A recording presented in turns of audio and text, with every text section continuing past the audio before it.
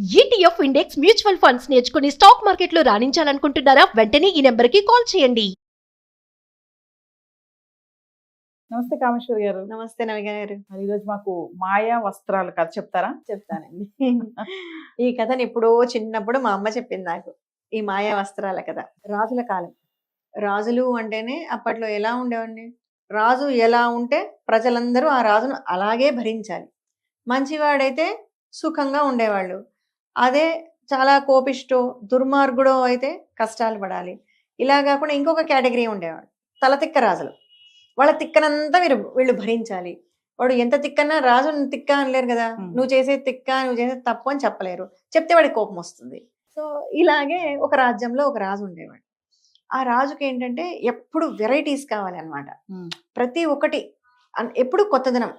ఈరోజు మీరు ఒక వంట వండారు, రేపు ఇంకొక కొత్తదనం కావాలి, ఇంకా ఈరోజు ఇది వద్దు అంటే ఏదో ఎవ్వరికీ లేనిది తన దగ్గరే ఉంది అని చూపించుకోవాలని ఎక్కువ తాపత్రయం. ఆ పిచ్చి ఎంత లెవెల్కి వెళ్ళేది అంటే దేనికి సాటిస్ఫై అయ్యేవాడు కాదు.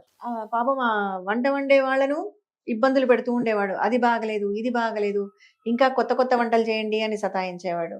తర్వాత ఆర్కిటెక్ట్స్, ఆ బిల్డింగ్ డిజైన్ చేసే వాళ్ళను అట్లా తన కింద ఉన్న పరివారము అందరినీ కూడా ఇబ్బంది పెడుతూ ఉండేవాడు.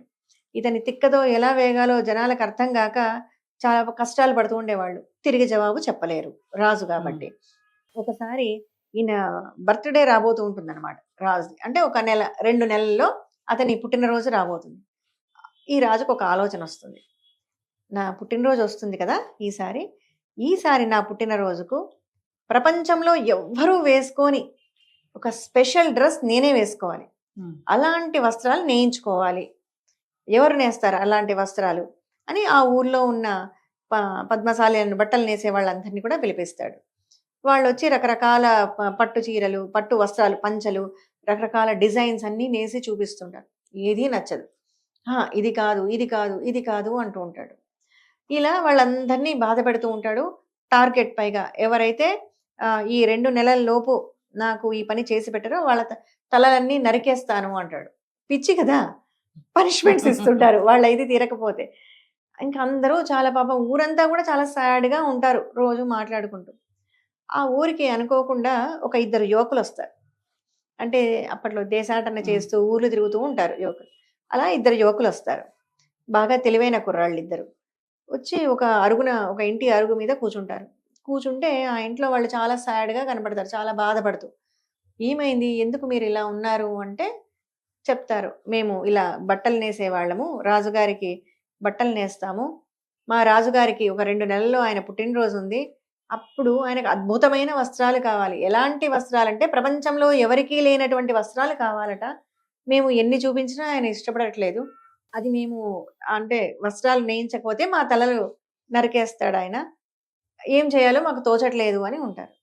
అప్పుడు ఈ 2 యువకులు అంటారు, మీరేం భయపడద్దండి, రేపు మమ్మల్ని కోర్టుకు తీసుకెళ్ళండి, అంటే అదే రాజదర్బార్కు తీసుకెళ్ళండి మీరు, మేము రాజుగారితో మాట్లాడతాము, మేము నేస్తాము. అంటే మీకు వచ్చా బట్టలు నేయడం అంటే మాకు బ్రహ్మాండంగా వచ్చు, మేము నేస్తామంటారు. సరే అని ఈ యువకులిద్దరిని తీసుకెళ్తారు. ప్రభు, మీరు కోరుకున్న వస్త్రాలు, వీళ్ళు పొరుగు దేశం నుంచి వచ్చారు, నాగరికులు, బాగా చదువుకున్న వాళ్ళు అని. అంటే వీళ్లకు చాలా విషయాలు తెలుసు, వీళ్ళు మీకు వస్త్రాలు నేస్తారట. అంటే రాజు అడుగుతాడు, అయితే ఎక్కడా ఎవ్వరికి లేని వస్త్రాలు మీరు నాకు నేయాలి, ఓకేనా, లేదంటే మీ తలలు తీసేస్తాను. ఓకే ప్రభు, అయితే మాది కూడా ఒక కండిషన్ అంట, మేము నేసే వస్త్రాలు కేవలం తెలివిగల వాళ్లకు మాత్రమే కనపడతాయి. అదే అద్భుతం, మా వస్త్రాల్లో ఉన్న అద్భుతం ఏంటంటే మేము నేసిన వస్త్రాలు తెలివిగల వాళ్ళకు మాత్రమే కనపడతాయి, తెలివి లేని వాళ్ళకి కనిపించదు, వస్త్రం కనిపించదు.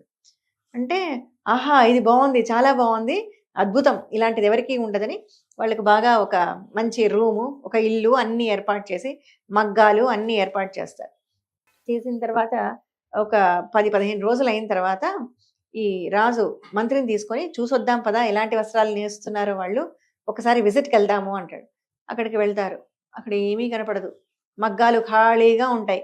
ఊరికే వాళ్ళు యువకులు పట్టుకొని దాన్ని రాట్నం తిప్పుతుంటారు, ఇలా తిప్పుతుంటారు తప్ప అక్కడ ఏమీ కనిపించదు. ఏమీ కనపడకపోయేసరికి మంత్రిని అడుగుతాడు, మంత్రి మీకు కనిపిస్తోందా అని.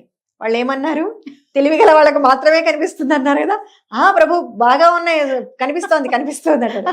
మంత్రికి కనపడిందంటే నాకు కనపడలేదంటే నాకు తెలివి లేదనుకుంటాడు మంత్రి అని. ఓకే ఓకే మాకు కూడా నచ్చాయి, తొందరగా కంప్లీట్ చేయండి వర్క్ అని అంటాడు. సరే సరే ప్రభు తొందరగా అయిపోతుంది, మీ పుట్టినరోజు కల్లా మేము రెడీ చేసేస్తామంటారు వీళ్ళు. అనగానే రాజు మంత్రి తిరిగి వెళ్ళిపోతారు. ఈ మంత్రికి ఏమి అర్థం కాదు ఏం జరుగుతోందో. సరే నాకెందుకు అనవసరంగా తలదొరచడం అనుకొని వెళ్ళిపోతాడు. వెళ్ళిపోయాక వీళ్ళిద్దరూ ఆయన పుట్టినరోజు 2 పళ్ళాలు ఒక దాని మీద ఒకటి మూసుకొని వస్త్రాలు రెడీ అని వెళ్తారనమాట. రాజప్రసాదానికి వెళ్తారు యువకులు ఇద్దరు. వస్త్రాలు చూపించండి అంటే మూత తీస్తారు. అక్కడ ఎవరికి ఏమీ కనపడదు, ఖాళీ పళ్ళాలు ఉంటాయి వాళ్ళ చేతుల్లో. కానీ ఎవ్వరు అనరు, ఎందుకు కనిపించకపోతే వాళ్ళు తెలివిలేని వాళ్ళు అవుతారు. అందరూ సైలెంట్, ఎవ్వరు ఒక మాట మాట్లాడరు, సైలెంట్ గా ఉంటారు. రాజుకు కూడా కనపడదు, కానీ తెలివైన వాడు కదా ఏమనడు. వీళ్ళు రాజుని లోపలికి తీసుకెళ్ళి ఆయనకు బాగా స్నానం చేయించి, తల స్నానం అది చేయించి, అభ్యంగన స్నానాలు చేయించి, రాజుకు అంత పన్నీర్లు అన్ని జల్లి వీళ్ళు తెచ్చిన వస్త్రాలు కట్టిస్తారు. వాళ్ళు తెచ్చిన వస్త్రాలు కట్టించి, ప్రభు మరి మీరు వేసుకున్న వస్త్రాలు మన రాజ్యంలో అందరు కూడా చూడాలి కదా మిమ్మల్ని, అప్పుడే కదా మీ గొప్పతనం అందరికీ తెలుస్తుంది, రండి మనం ఊరేగింపుకు వెళ్దాము అని రాజును రథం ఎక్కించి తీసుకెళ్తారు. రాజు అలా బయలుదేరతాడు. బయలుదేరగానే మేము ఇక్కడే ఉంటాం ప్రభు, మీ గొప్పతనం అందరికీ తెలియాలి కదా, మీరు వెళ్ళేసినండి మేము ఇక్కడే ఉంటాము అని. రాజు వెళ్తాడు, ప్రజలందరూ చూస్తుంటారు, కానీ ఎవరి మొహంలో ఎటువంటి భావము ఉండదు, ఎందుకంటే భయం ఉంటుంది కాబట్టి. ఆ భయంతో అందరూ సైలెంట్ గా చూస్తుంటారు. ఇంతలో ఒక చిన్న పిల్లవాడు, ఒక 3 ఏళ్ల పిల్లవాడిని ఒక ఆవిడ ఎత్తుకొని నిలబడి ఉంటుంది. వెంటనే ఆ పిల్లవాడు, అమ్మా అయ్యో ఏమైంది, మన రాజుగారు ఈ రోజు బట్టలు లేకుండా బయటికి వచ్చారు అని అంటాడు. అనగానే వెంటనే క్లిక్ అయిపోతుంది అది. అర్రే అయితే నిజంగానే బట్టలు లేవు నాకు, వీళ్ళు నన్ను మోసం చేశారు అని తెలిసి సిగ్గుతో ఇంకా ఇదైపోతాడు అనమాట. అని వెంటనే అక్కడ ఉన్న వస్త్రం ఏదో ఉంటే లాగి చుట్టేసుకొని రిటర్న్ బయలుదేరి వెళ్ళిపోతాడు. వాళ్ళిద్దరు ఎందుకుంటారు, తెలివైన యువకుల కోసం మొత్తం గాలింపు చర్యలు పడతారు, వాళ్ళు ఎక్కడా దొరకరు, వాళ్ళు వెళ్ళిపోతారు. కానీ ఇంకా అప్పుడు వెళ్ళిన తర్వాత అనుకోండి, అప్పుడు తన మూర్ఖత్వం తెలిసి వస్తుంది. నా ఈ మితిమీరిన కోరికల వల్లనే నాకు ఈరోజు ఈ ప్రాబ్లం వచ్చింది, ఇంకా నేను ఎప్పుడు ఇలాంటి పనులు చేయకూడదు, నాకు బుద్ధి వచ్చింది అని అనుకుంటాడు. నమస్తే మ్యామ్. నమస్తే.